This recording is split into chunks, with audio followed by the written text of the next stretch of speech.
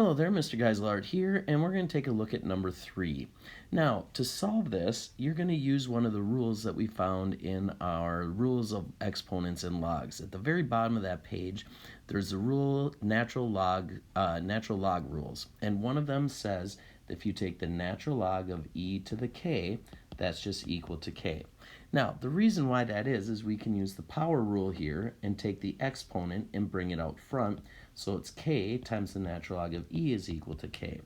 Also, the natural log and e are both inverses of each other, so they just kind of cancel out and equal 1. So we have k is equal to k.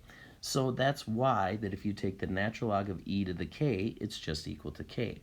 So when we apply that to this idea here, if I take the natural log of both sides, the natural log of e raised to the 2x minus 7 is just going to be 2x minus 7 is what I'm left with on this side, equals the natural log of 23.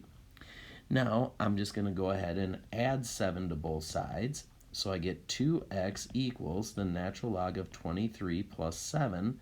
Divide that by 2, divide by 2, and then you can put that in your calculator because I think the question is asking us to round to 4 decimal places, which would end up being 5.0677.